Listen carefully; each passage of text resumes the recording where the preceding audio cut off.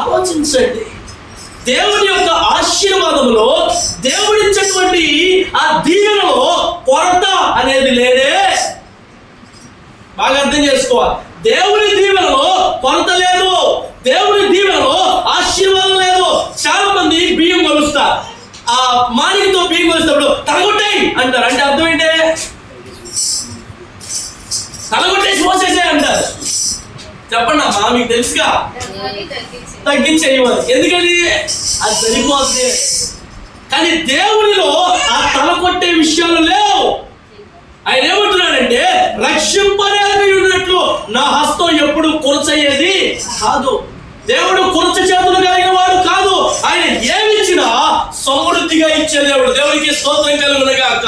ఈ సంవత్సరం అతి సమృద్ధి దేవుడు మనకు దయచేయును గాక. ఆమేన్. హల్లెలూయా, హల్లెలూయా. ఇంకో మాట ఏమన్నాడు? విననేరకై ఉండునట్లు ఆయన చెవులు. కొంతమంది మందం చెవులు ఉంటారు, వాక్యాలు ఊరికే రాయిలా, వాళ్ళకి వినబడతానే ఉంటుంది. కానీ ఏం చేస్తారు? ఊరికే పలకరాడు, ఎందుకు వినబడుతుంది, అయినా పలకం. ఈయన ఏమన్నారంటే మందపు చెవులు. మత్తయి సువార్తలో యేసుక్రీస్తు కూడా చెప్పాడు, మీరు వింట మట్టుకు విందురు కానీ మీరు కనులారా చూస్తారు కానీ మీరు తెలుసుకోలేదు. చెవులారా వింటారు అయినా మీరు తెలుసుకోలేదు.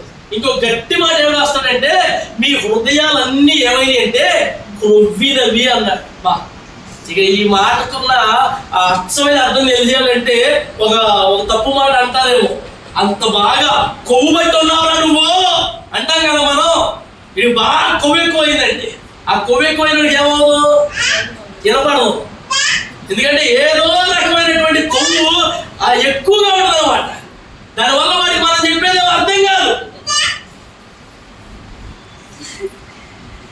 నన్ను అంటున్నట్టు ఇప్పుడు లెక్క, అంతేగా, నీకే అది పట్టింది అన్నట్టుగా చెప్తున్నాడు. సరే పోలే, దేవునికి స్తోత్రం, హల్లెలూయా. కాబట్టి దేవుడు చెప్పే మాట ఏమిటంటే, రక్షింపనేరకయుండునట్లు నా హస్తం కొరచ కాలేదు, విననేరకయుండునట్లు నా చెవులు మందం కాలేదు. కానీ మీకు ఈ యొక్క ఆశీర్వాదం, దీవెన, మీ ఆయుష్ పెరగలేకపోవడానికి కారణం ఏమిటంటే, ఆ కింద వచ్చిన రాస్తున్నాడు చూడండి, మీ దోషములు మీ దేవునికి అడ్డముగా వచ్చాను. ఎవరికి అడ్డం వస్తున్నాయంట? దేవునికి మనకి ఏమొస్తున్నాయి? దోషాలు. మనం చేస్తున్న అతిక్రమాలే, మనం చేస్తున్న పాపాలే, మనం చేస్తున్న మోసాలే, మనం ఆడుతున్న అబద్ధాలే, మనం అసహించుకున్నటువంటి పనులే, ఇవన్నీ దేవునికి ఏది వ్యతిరేకతగా ఉన్నాయో అవన్నీ కూడా దేవుని ముఖాన్ని మరుగు చేస్తూ ఉన్నాయి. అరే, దేవుడేమో నిన్ను చూడాలనుకుంటే నువ్వు పాపాలన్నీ పెట్టుకుని నీ ముఖాన్ని కప్పి వేసుకుంటే ఎలా? అలా కప్పి వేసుకోవాలని కాదు కదా దేవుడు నిన్ను రక్షించుకున్నది. ఆ తర్వాత మీ పాపములు ఆయన ముఖమును మరుగు చేస్తున్నాయి. మన పాపాలే దేవుని ముఖాన్ని కప్పేస్తున్నాయి.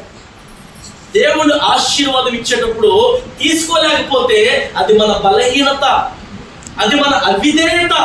కనుక దేవుని బిడ్డలారా, ఈ యొక్క మరి నూతన సంవత్సరంలో మొదటి ఆదివారం దేవుడు మనతో మాట్లాడుతున్న మాట ఏమిటంటే, మీ ఆయుష్కాలాన్ని మీరే తగ్గించుకుంటున్నారు, మీరే చాలా కుదించుకుంటున్నారు.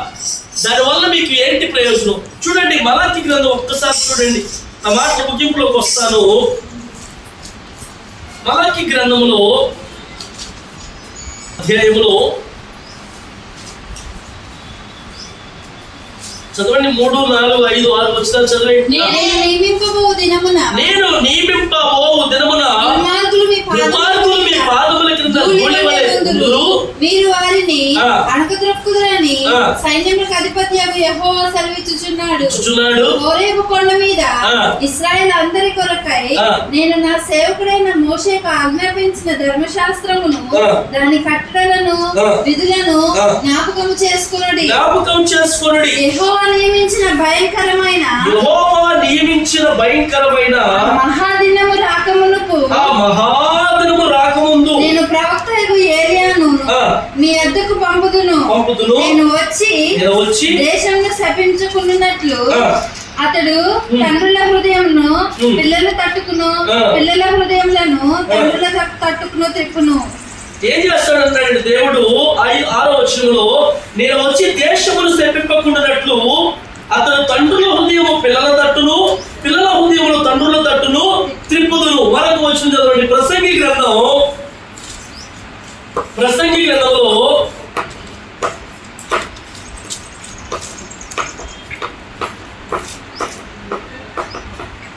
తీసారా? ప్రసంగి గ్రంథం 4వ అధ్యాయము 2వ వచనం చదవండి. కాబట్టి ఇంకను బ్రతుకుచున్న వారి కంటే ఇంతకు ముందు కాలం చేసిన వారు ఇంకను పుట్టని వారు సూర్యునికి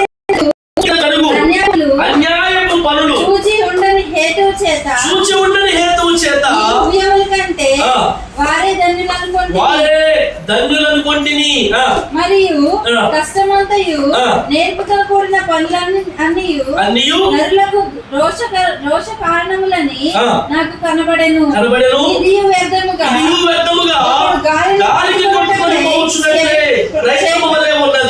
బుద్ధిహీనుడు చేతులు ముడుచుకొని తన మాంసము భక్షించును. శ్రమయును గాలికైన యత్నములు. అదే 12వ అధ్యాయంలోకి వచ్చేసేయండి. ఆ మాటను ఒకసారి జ్ఞాపకం చేసుకుందాం. మరలా మనం 12వ మొదటి వచనం చదవండి. దుర్దినములు రాకముందే ఇప్పుడు వీటి యందు నాకు సంతోషం లేదని నీవు చెప్పు సంవత్సరములు రాకముందే తేజస్సులకును సూర్య చంద్ర నక్షత్రములకు చీకటి కమ్మకముందే వాన వెలిసిన తర్వాత మేఘములు రాకముందే నీ బాల్య దినములందే సృష్టికర్తను స్మరణకు తెచ్చుకొనుము. 13వ వచనం, ఇదంతా వినిన తర్వాత ఫలితార్థం ఇదే, దేవుని యందు భయభక్తులు కలిగి ఉండి ఆయన కట్టడలను అనుసరించి నడుచుకొనుచుండవలెను. మానవ కోటికి ఇది విధి. గోడమైన ప్రతి అంశమును గురించి దేవుడు విమర్శ చేయనప్పుడు ఆయన ప్రతిక్రియకు మరి మంచిదే గాని చెడ్డదే గాని తీర్పులోనికి తెచ్చును. దేవుడికి స్తోత్రం కలుగు. ఎందుకు ఈ వచనాలన్నీ చదివానంటే, మీరు ఇంటికి వెళ్ళిన తర్వాత ఒకసారి ఆ రిఫరెన్స్ కాకుంటే మన పాపాలు మన దోషాలు దేవునికి అడ్డంగా వస్తున్నాయి. దాని వలనే మానవుని యొక్క ఆయుష్కాలం ఏమవుతుందంటే తగ్గిపోతుంది. ఒరే, నువ్వు మంచి కార్యాలు చేయరా, దేవుడు నిన్ను మంచిగా దీవిస్తా. అదే చెడ్డ కార్యాలు చేస్తే దేవుడు త్వరగా నిన్ను తీసుకుపోతాడు. అలా ఎలాగైతే మనం అనుకుంటామో దేవుడు కూడా అలాగే ఆలోచిస్తూ ఉన్నాడు. దేవుడు కూడా అదే ఉద్దేశాలు కలిగి ఉన్నాడు. నీవు మంచిగా ఈ లోకంలో జీవించాలని ఆయన నీ ఏదో ఒక ప్రణాళిక, ఒక సంకల్పం, ఒక ఉద్దేశాన్ని కలిగి నీకు సంవత్సరాన్ని ఇస్తే, ఆ సంవత్సరంలో నువ్వు దేవుణ్ణి ఆరాధించడం మానేసి నీ సొంత పనులో, నీ సొంత ఆలోచనలో, నీ సొంత ఉద్దేశాల ప్రకారంగా నువ్వు చేసుకుంటూ వెళ్ళిపోతే మన పాపాలు దోషాలు దేవునికి అడ్డంగా వస్తూ ఉన్నాయి. నేనే తప్పు చేశానండి, నేనే పాపం చేశానండి, నేను ఎవరు ఏమనలేదండి అని అనుకుంటున్నాను. కానీ దేవుని సన్నిధిలో మోకరించకపోవడం కూడా పాపమే. దేవుని సన్నిధానంలో ఆయన జ్ఞాపకం చేసుకోకపోవడం కూడా. కనుక దేవుడు మాట్లాడుతున్నాడు, నీవెందుకు నీ అంతటి నీవే నీ ఆయుష్ని తగ్గించుకుంటున్నావు? దేవుడి యందు భయభక్తులు కలిగి ఉండు, ఆయన నీకు మెండైన ఆయుష్కాలాన్ని ఇస్తాడు, మెండైన దీవెనని ఇస్తాడు. వాక్యంలో ఒక ఆజ్ఞ, నీ తల్లిదండ్రులను సన్మానించు, అప్పుడు నీవు దీర్ఘాయుష్మంతుడు అవుతావు. మరి మన జీవితాల్లో దీర్ఘాయుష్మంతులు అవ్వాలి అంటే మనల్ని మనం గౌరవించుకోవాలి, మన తల్లిదండ్రులు మనము సన్మానించాలి.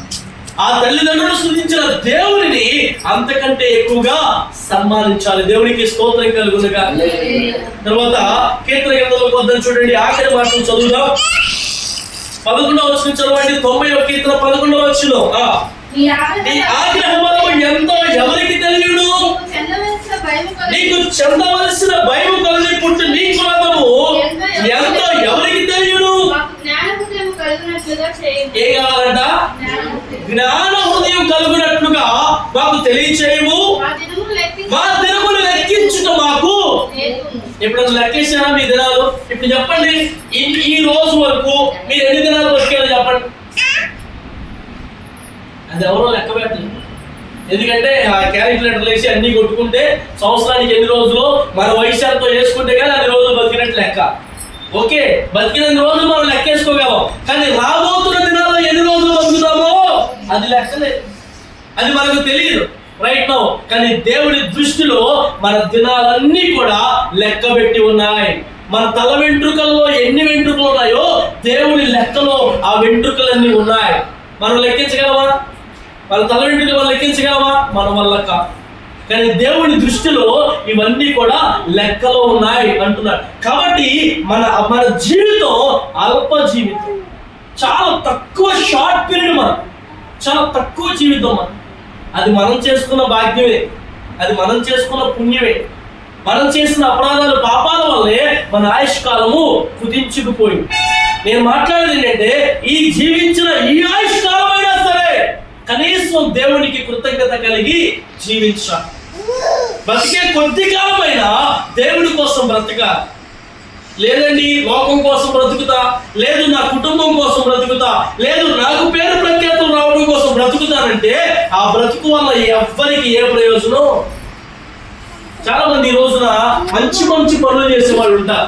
నిజమే, ఆ మంచి పనులు ఈ లోకానికి సంబంధించి మాత్రమే నిన్ను మంచివాడు అంటాయి. కానీ దేవుని దృష్టికి నువ్వు మంచివాడు అవ్వాలంటే ఏం చేయాలి? దేవుని పనే చెయ్యాలి, దేవుడు చెప్పినట్లే నడవాలి, దేవుని వాక్యాన్ని చదవాలి, దేవుని సన్నిధిలో ప్రార్థన చేయాలి. అలా చేసినప్పుడే ఒక భక్తుడు ఉన్నాడు బైబిల్లో, ఆఖరి మాట చెప్పి ముగిస్తా. హిజ్కియా అనే ఒక రాజు ఉన్నాడు, అతనికి ఆయుష్కాలం అయిపోయిందంట.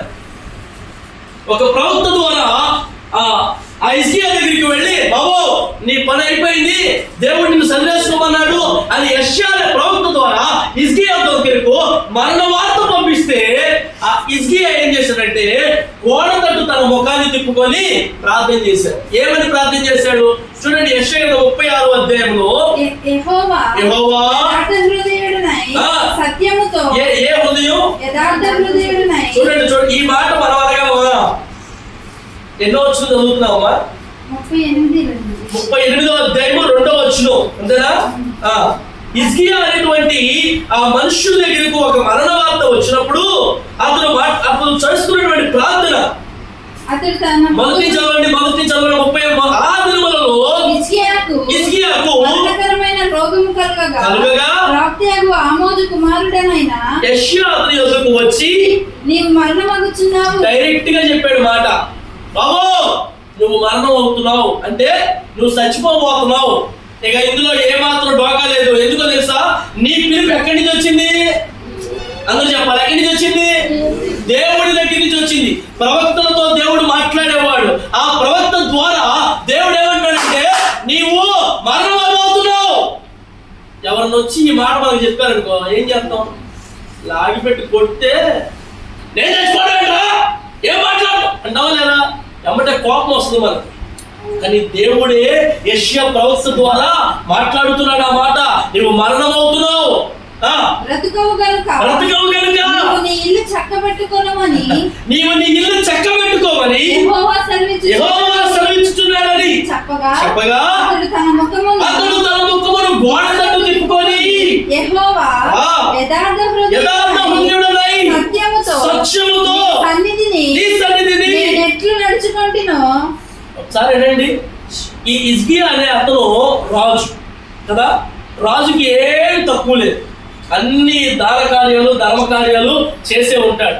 ఈ దాన ధర్మ కార్యాలలో ఎక్కడైనా ఒక్క మాట రాశాడా?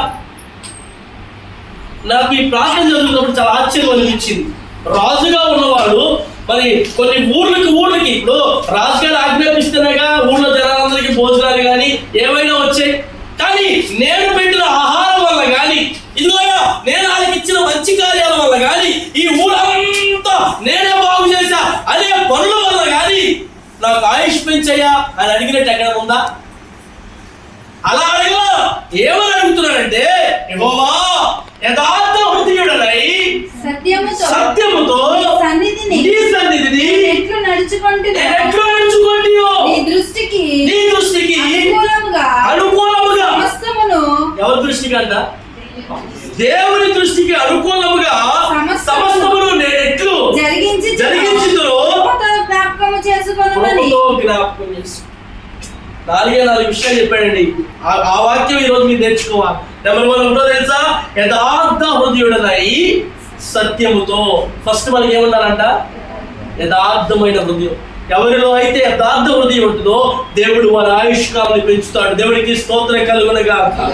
2, సత్యముతో ఎవరైతే ఉంటామో, అబద్ధం అనేది మన దగ్గరికి రాకుండా సత్యముతో ఎవరైతే బ్రతకగలమో దేవుడు వారి ఆయుష్కాలాన్ని పెంచుతాడు. దేవునికి మహిమ కలుగునుగాక. నేనెట్లు నడుచుకొంటినో నీ దృష్టికి అనుకూలముగా సమస్తమును ఎట్లు జరిగించా. ఏం చేశాడు తెలుసా హిజ్కియా? దేవుని మందిరాన్ని ఉదయాన్నే చాలా చక్కగా సిద్ధపరిచేవాడు. ఇతడే పెద్దల కాడ లేచి ఆ ఊరి గవర్నర్ దగ్గరికి వెళ్ళి ఊరి పెద్దవాళ్ళందరినీ కూడా పిలిపించుకొని దేవుని మందిరానికి తీసుకొచ్చేవాడు. దేవునికి స్తోత్రం కలుగునుగా. హల్లెలూయా. ఈ రోజున ఈ బాధ్యత ఎవరికైనా ఉందా? ఈ బాధ్యత ఎవరికైనా ఉందా? 11 గంటలకు ఆరాధన, ఆర్చుకొని తీర్చుకొని వస్తే దేవుడు లెక్క టైం వేయడంటాడా? మా హాస్పిటల్లో తమ్ము ఉందండి. ఏముంది? తమ్ము. 8-5 వస్తే మొహం కూడా పైకి లేకుండా చూడండి. 8-5 వస్తే జీతం కటింగా కాదా? నాకైనా అంతే, ఎవరికైనా ఒకటే రూల్. కాకపోతే నేను మా మేనేజర్కి కొంచెం ఇష్టం కాబట్టి కట్ చేయట్లా. దేవుడికి స్తోత్రం కలుగునుగా. ఇక్కడ ఇహలోకంలోనే టైము తప్పు వేస్తే అధికారులు అనే వాళ్ళు ఒప్పుకోట్లా. మరి దేవుని మందిరంలో ఎవరుంటారు?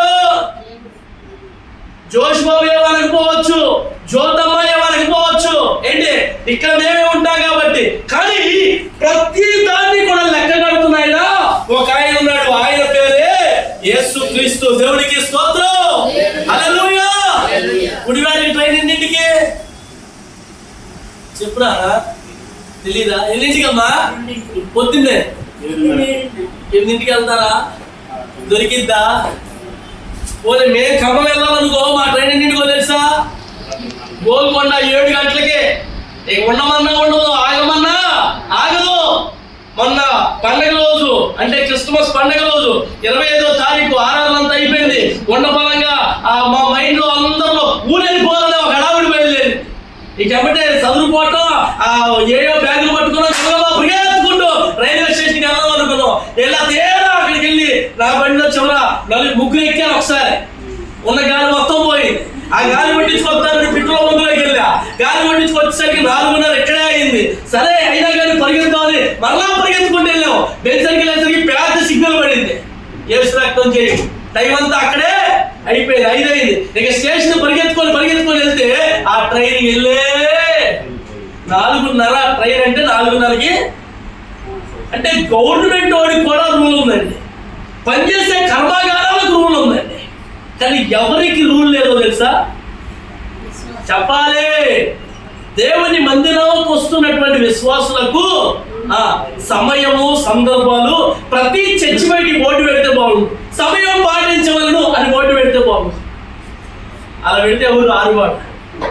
ఎందుకంటే మనలో మనం కాబట్టి సర్దుకొని సరిపోతుంది. కానీ దేవుని దృష్టికి సరిపోయేది కాదు. దేవుని దృష్టికి అది సరిపోదు. ప్రతి దాన్ని కూడా దేవుడు కొలమానంతో కొలుస్తాడు. ఆయన కొలుస్తాడు. కొన్నిసార్లు నన్ను తిడుతుండే, 11 అయిపోతుంది, ప్రార్థన స్టార్ట్ చేయి, ముందు వెళ్ళు, రెడీ అంటా ఉంటుంది. నిజమే. ఆ సమయస్ఫూర్తి లేకపోతే ఇట్ ఈస్ గాడ్. ఏమంటుందని టైమును దేవుడు కూడా లెక్కిస్తాడు. ఆ లెక్క తేలిపోతే మనం తేలిపోతాం. కనుక ప్రతి దానికి ఏముందో తెలుసా? సమయం కలదు. ప్రసంగి గ్రంథం 3వ అధ్యాయం ఒక్కసారి చదవండి. ఆఖరి మాట చదువుకొని ప్రార్థన చేసేసుకుందాం. ప్రసంగి గ్రంథం 3వ అధ్యాయం. ప్రతిదానికి సమయం కలదు. ఎవరో నా మాటలు కాదు, నన్ను ఏమనుకోవద్దు దయచేసి. ప్రసంగి గ్రంథం 3 మొదటి నుంచి. ప్రతిదానికి సమయం కలదు. ఆకాశం కింద ప్రతి ప్రయత్నానికి సమయం కలదు. పుట్టుటకు చెప్పాలి. అమ్మా ఆ బాబు ఎన్ని గంటలకు పుట్టాడు? మధ్యాహ్నం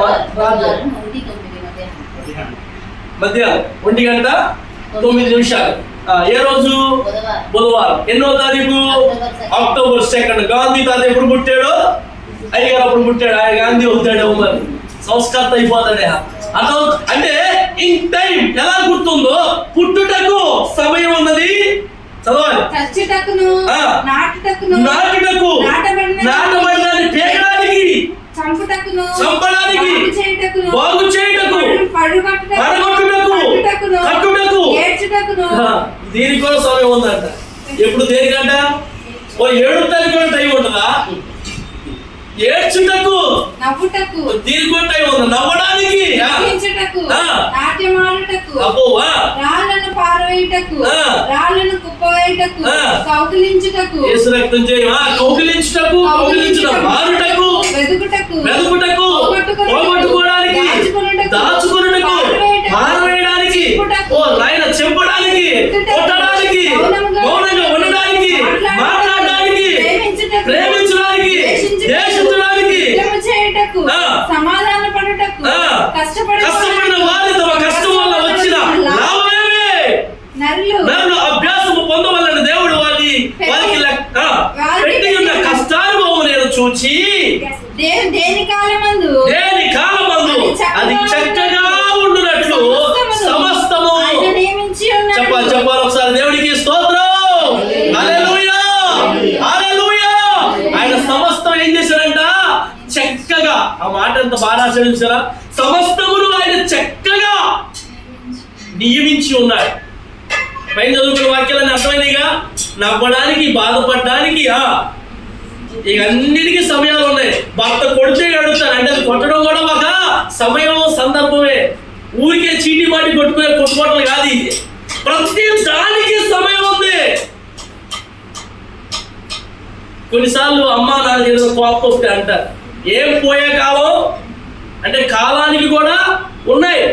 అయ్యో ఇది పోయే కాలం అంటే కరోనా టైంలో అందరూ ఎట్లా ఉన్నారు? పోతానే ఉన్నారు. పుట్టేవాళ్ళు పుడతానే ఉన్నారు. అది కాలం, అది సమయం, ఇక అంతే. కనుక ఆఖరి మాట జ్ఞాపకం ఉంచుకోండి. దేవుడు మనకిచ్చిన ఆయుష్ కాలము ఎందుకు తగ్గిపోతుందంటే సమయానుకూలంగా ఏమీ పాటించకపోవటం వల్ల, మనము దేవునికి వ్యతిరేకమైన పనులు చేయటం వల్ల మన ఆయుష్ని మనమే తగ్గించుకుంటున్నాం. ఒక్క మాట చెప్తాను, జాగ్రత్తగా వినండి. సిగరెట్ తాగే పెట్టి మీద ఏముంటుంది?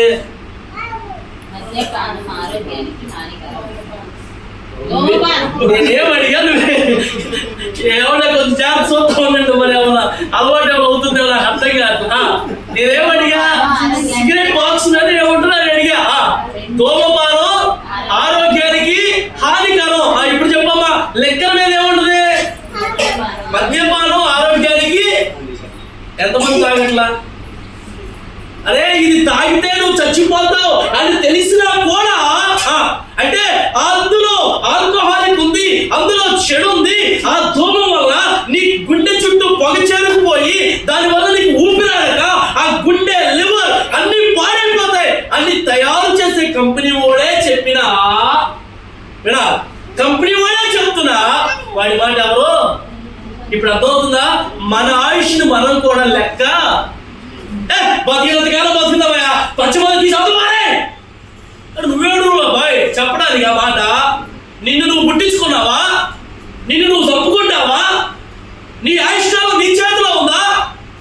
మధ్యాహ్నం ఆరోగ్యానికి ప్రతి బాటిల్ మీద రాస్తాడు. పిచ్చుకోవడం మీద కూడా ఆ బాటిల్ మీద ఉందా? ఆ మాట ఉండదా లేదా? పిచ్చిగా బాటిల్ మీద కూడా ఉంటుంది ఆ మాట. కానీ దాన్ని ఎవడో లెక్క చేస్తాడు? గబగబా తీయటం, గబగబా తాగటం, ఆ చిన్న బాటిల్ తీసుకుని బయట. దానివల్ల నీకు ప్రాణహాని ఉంది అని చెప్పినా ఆ మాట మనం వినడం లేదు అని అంటే మన ఆయుష్కాలాన్ని మనమే చెప్పాలి మనమే తగ్గించుకుంటున్నాం. దేవుడు నీకు 90-100 సంవత్సరాలు ఇస్తే నువ్వెందుకు తగ్గించుకోవాలా? నువ్వెందుకు ఆ ఆయుష్ని తగ్గింపు చేసుకోవాలా? నీ దేవుడు గొప్పవాడు. దేవునికి స్తోత్రం కలుగునుగా. మనం నమ్ముకున్న దేవుడు గొప్పవాడు. ఆ గొప్పవాడు కాబట్టే నిన్ను గొప్పగా ఉంచాలని ఆయన ఇష్టపడుతున్నాడు. ఈ 2026 కాదు, 27 కాదు, 28 కాదు, ఇలా ఎన్ని సంవత్సరాలు గతించిపోయినా దేవుడు నీకు ఇచ్చిన ఆయుష్ కాలం అంతటి వరకు కూడా బ్రతకాల్సిందే. నిన్నటి రోజులు కూడా ఒక చిన్న న్యూస్ చూశాను మీడియాలో. ఒక తండ్రి ముగ్గురు పిల్లలకి, చిన్న పిల్లలు, 2 బాబు పాపలు విషమించి చంపేశాడు. అరే న్యూ ఇయర్ వచ్చి 2 రోజులు కూడా అవట్లా. ఆ తండ్రి అప్పుల బాధలో ఏదో భరించలేక విషమించి చంపేసినటువంటి తండ్రి. వాడెవరండి ఆ పిల్లల ఆయుష్ తీసేయడానికి? ఏమి రైట్స్ ఉన్నాయి? కనుక మన ఆయుష్కాలాన్ని మనం కాపాడుకోవాలనంటే ఈ ఆయుష్ ఇచ్చిన దేవునికి మనము కృతజ్ఞత కలిగి ఉండాలి. మన ప్రాణం మనం తీసుకోవడానికి మనకు రైట్స్ లేనే. పోతే సత్యం అనుకుంటా, ఎందుకు ఆ బాధ? అది ఎందుకని టప టప టప బాధ వేసుకుంటాను ఎత్తికేసి. ఎంతమంది నేను అక్కడ తగ్గొట్టేసుకునేవాడు, మీరు వాళ్ళకి గుర్తేసుకునేవాడు, చిరాకు వచ్చేసేది. కానీ దేవుడు వాక్యాన్ని నేర్పిస్తున్నాడు, పాఠాలను నేర్పిస్తున్నాడు. ఈ దీనికోసం కాదు దేవుడు మనల్ని నిర్మించుకుంది, దీనికోసం కాదు దేవుడు మనల్ని సృష్టించుకుంది. ప్రతి దానికి సమయం. కొంతమంది చచ్చిపోదాం అనుకున్న సావురాదాలకి, రైలు కింద పడిన సావురాడు, ముసులు కింద పడిన సావురాడు. అది అంటాం కదా, ఈ ఆయుష్ చాలా గట్టిదిరా. అవును, దేవుడు ఇచ్చిన ఆయుష్ కాలం బలవంతంగా తీసుకోవడానికి మనకి రైట్స్ లేవు. కనుక ఈ సంవత్సరాన్ని దేవుడు మనకి ఇచ్చాడు అని అంటే ఈ సంవత్సర కాలం అంతా కూడా దేవుడికి మనం ఏం కలిగి ఉండాలి? కృతజ్ఞతాస్తుతులు కలిగి ఉండాలి. అదే మోషే మనకు నేర్పిస్తున్న ప్రార్థన. కనుక ఆ ప్రార్థనతో, దేవా నా దినముల పరిమాణము నీవు లెక్కించి ఉన్నావు అన్నాడు. ప్రతిరోజు దేవుడు మన దినముల పరిమాణాన్ని ఆయన లెక్కిస్తున్నాడు. ఆయన ఆయుష్కాలం నుంచి మనం తీసుకొచ్చుకున్న రోజు ఇది. కాబట్టి ఎవ్వరూ కూడా ఏ ఒక్క రోజుని కూడా వ్యర్థం చేయకుండా కనీసం రోజులో ఒక్కసారైనా దేవుని జ్ఞాపకం చేసుకోవాలి, ప్రార్థన చేయాలి, వాక్యాన్ని చదవాలి. దేవుడి కొద్ది మాట మనకి దీవించును గాక. అందరూ